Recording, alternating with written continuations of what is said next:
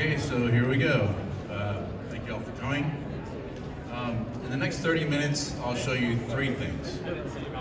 Why you should modernize your agency, how to modernize, and how to pay for it, even if you don't have any money.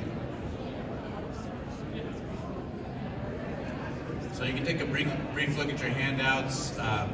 One has my contact information on it, one has a place to leave yours if you'd like. And then you also have an outline of today's presentation.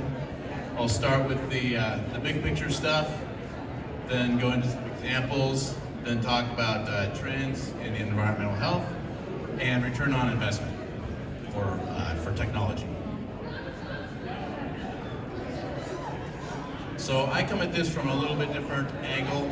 I'm an engineer with 30 years experience in process modernization.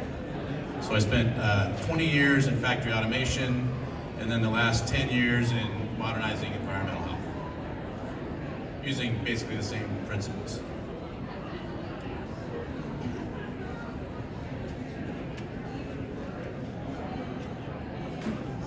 So this is my favorite scene from I Love Lucy. It cracks me up. Are there any aspects of your job that feel a little bit like this? Everyone I've met in environmental health is overloaded with just too many chocolates coming down the conveyor. When this happens, you've got three choices. You can either take shortcuts, like Lucy's putting chocolates in her hat, or you can hire more people, or you can modernize, which basically means automate part of the process. So I'll show you how to automate, so you can keep up with all the work.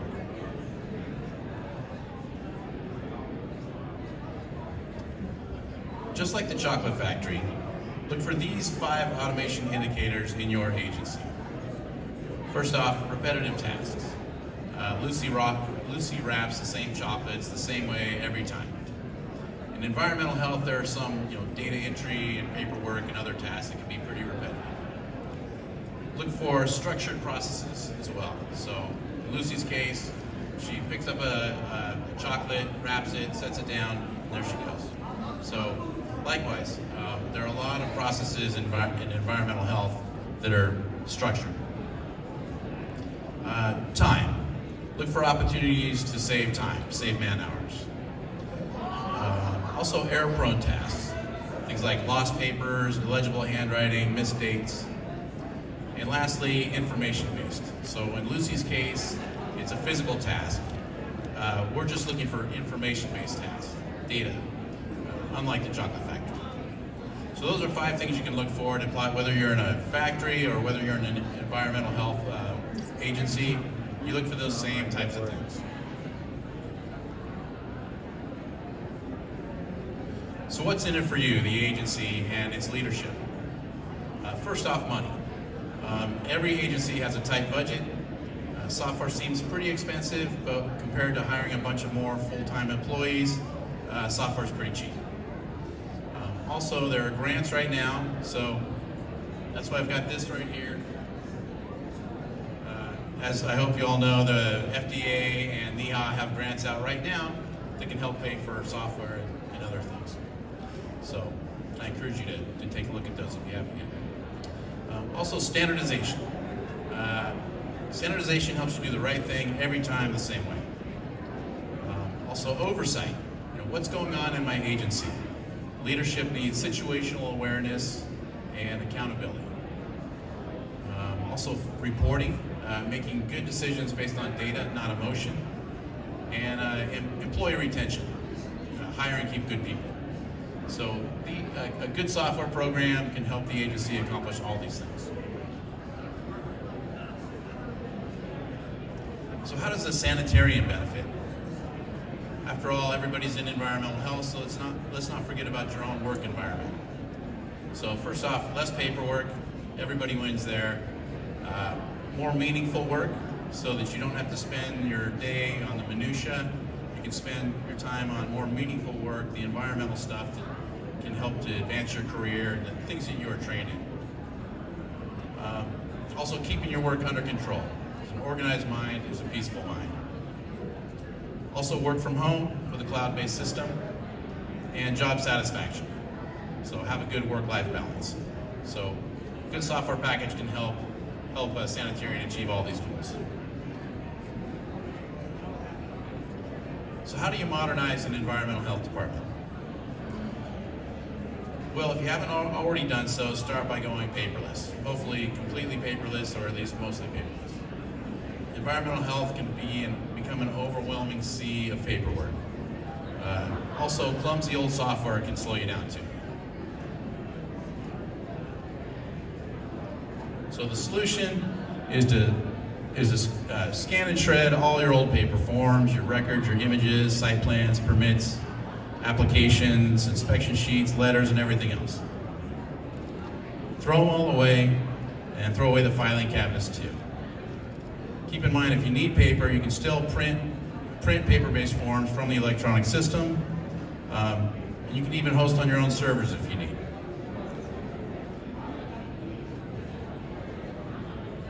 Have experts come in and map out and optimize your process workflow. Your software should feel just right, like your favorite pair of jeans, tailored for a perfect fit.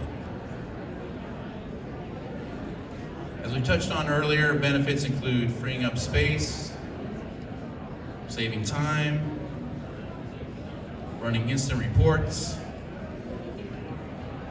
automating communication within your agency and with the public, work remotely, and have peace of mind. The bottom line, if you haven't already done so, move to the cloud, go paperless, or at least have less paper.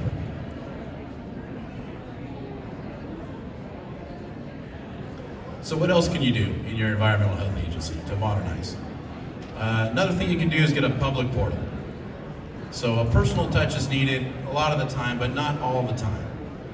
Do you really need staff filling out all these documents all the time, rummaging through file cabinets and making all these calls? Sometimes a portal can help.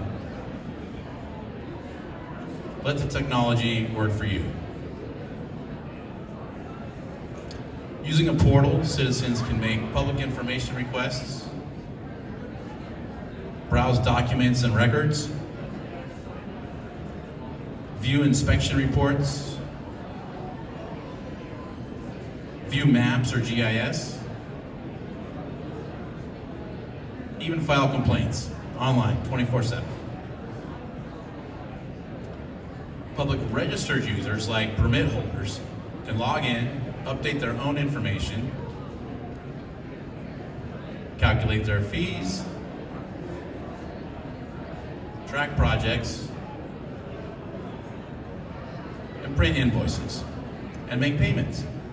And corporate staff can even pay dozens of restaurant permits at a time.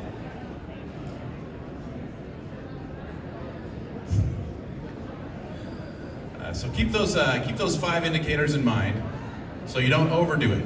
For example, maybe new applications are less structured and less repetitive, in which case, and maybe they need more hand-holding. The public does when they're doing those. In that case, only renewals would go online. So strike the right balance between personal interaction and automation. Maybe start out with something small. So that's it for part 1. We just breezed through the what's, whys, and hows. Now we'll look at some examples. I'll show you what some agencies are doing with their food, septic, and housing programs. Let's start with food. Software can help meet the FDA retail food standards. And like I mentioned, now is a great time because of the FDA grants that are out right now. How can grants apply to software and modernization? I'll reuse this slide from the Oklahoma City County presentation we did with them at NEHA last year. They received multiple grants to purchase software to advance standards 4 and 6. Thanks to a jump start with the FDA, now the agency is humming along with a nice modern system.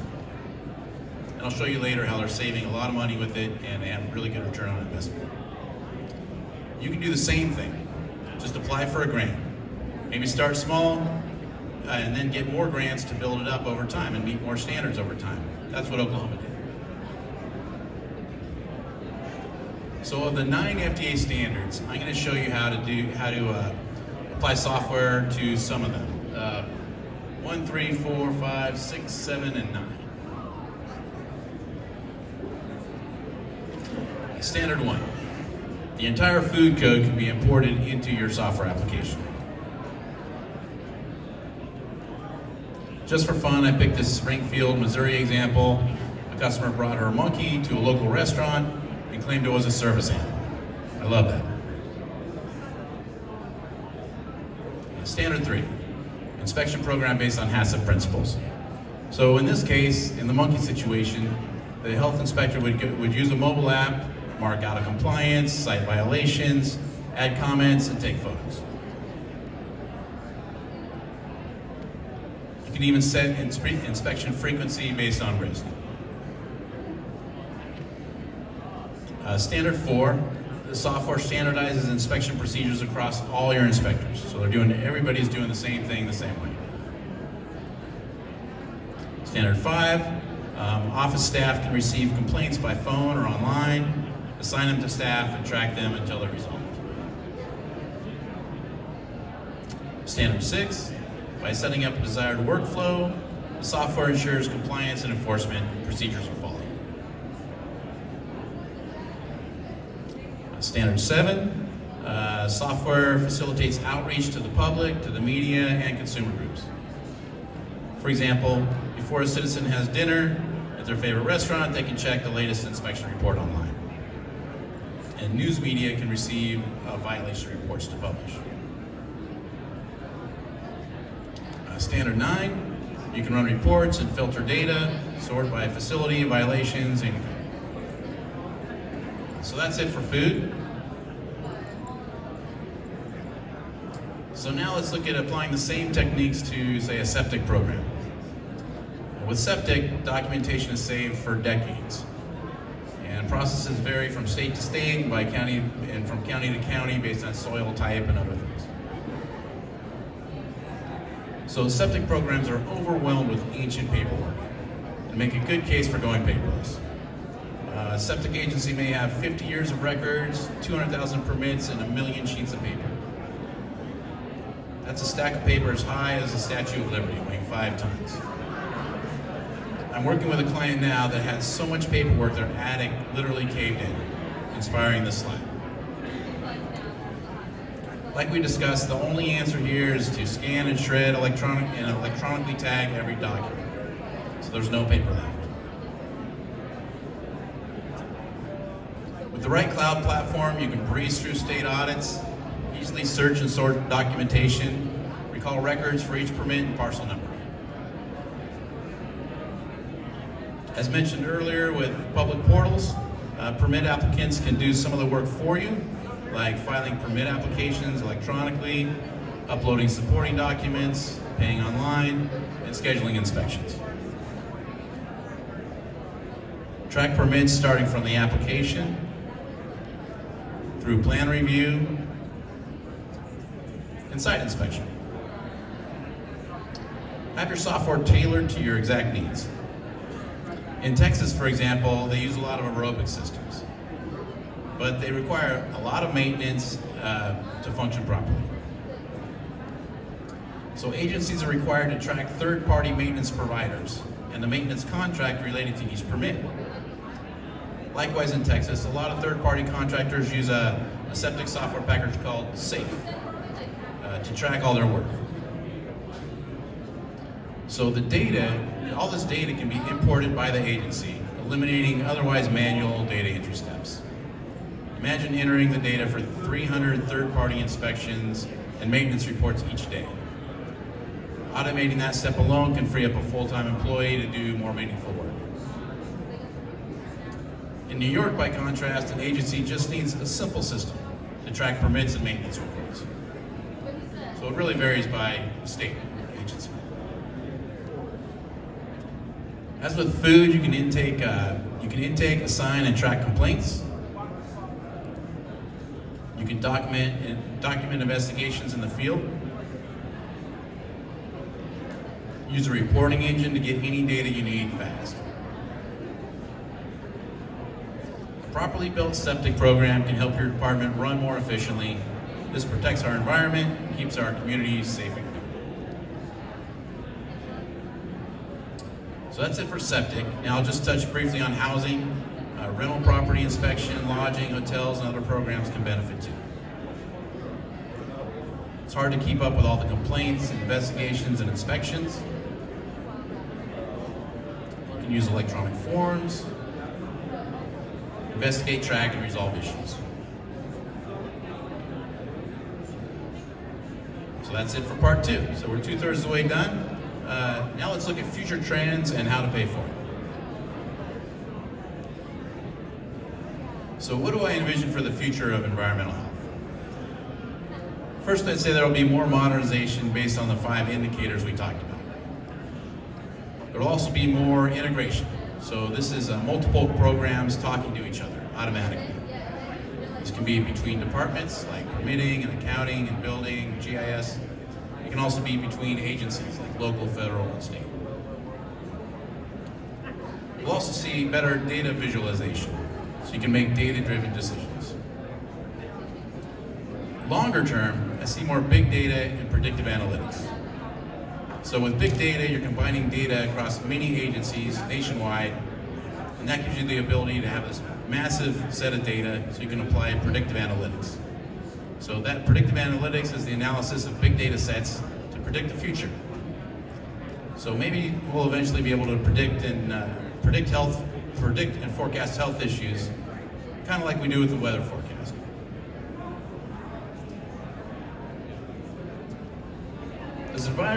Does environmental health really make an organization more efficient? Well, here's another slide from the Oklahoma City County presentation we did last year with them that shows their productivity improvements. So their productivity is pretty high. So you see a 40% improvement in the number of inspections per year per inspector. So that's a lot right there. 20% improvement on standard 4. Almost an 80% improvement on standard 6. So they're getting big improvements from software.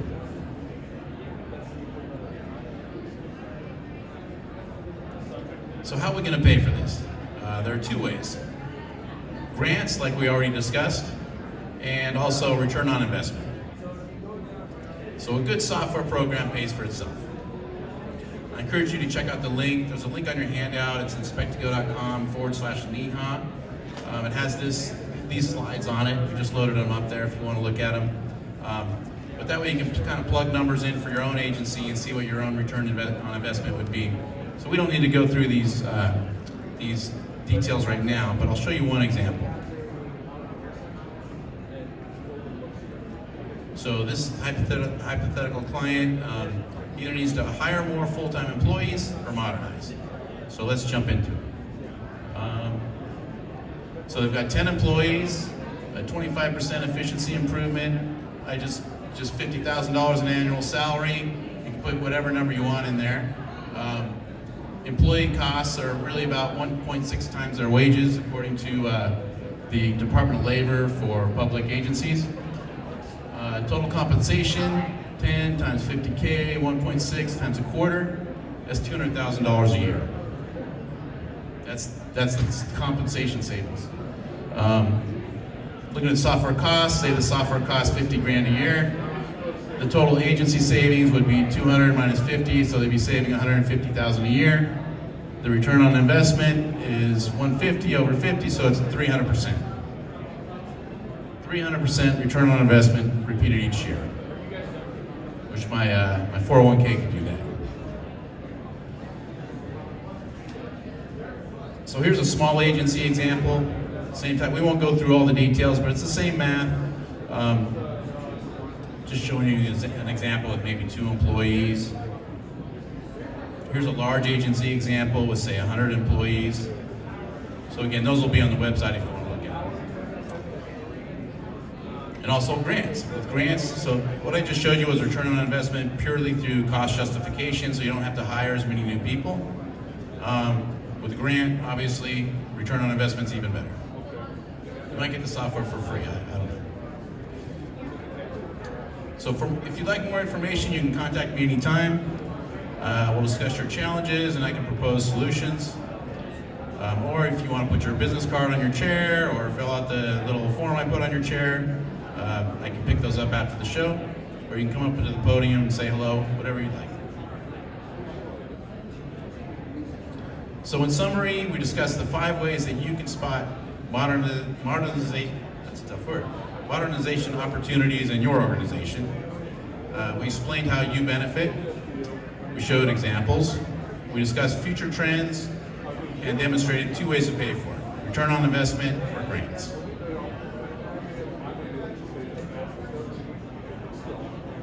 So don't let our company name fool you. Inspect2Go. We do a lot more than inspections. We offer complete solutions to environmental health agencies, solving all kinds of problems. And lastly, I want to sincerely thank you all for keeping our communities and our environment clean. And thanks for keeping the monkeys out of our salad bars. That's it. Thank you very much.